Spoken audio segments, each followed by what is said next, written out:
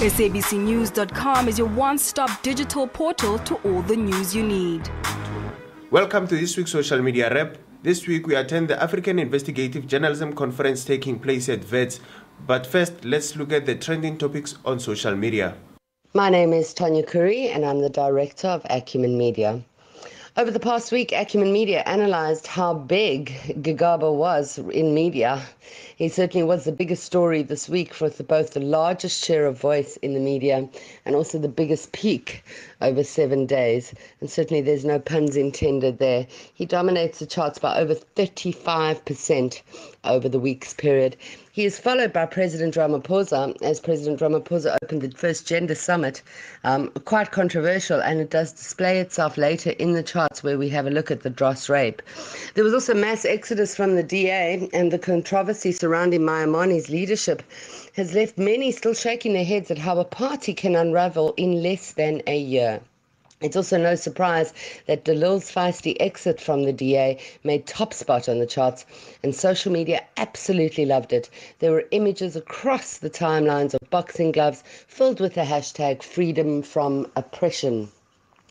The aftermath of the VBS heist has left municipal workers unpaid and occupying establishment in an attempt to get their salaries. This put the VBS heist back on the charts. And also, as the nation prepares to lay to rest HP, his burial is marred by controversy as his custom wife calls for an interdict on the burial. So we'll wait to see what happens there. Tragedy that in his death there is this controversy. The dross rape made a big impact again this week as protesters joined the Gender Summit to show support for the victim of the dross rape. And just when you thought the week was over, enter Tom Moyane as the president fires him and the nation exhales.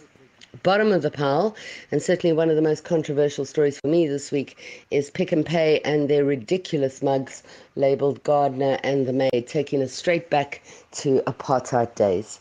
Top stories on the SABC News website as liked by users. Stories about the leaking of the sexual video of Home Affairs Minister Melusi Gigaba continues to be one of the most read stories on the SABC News website.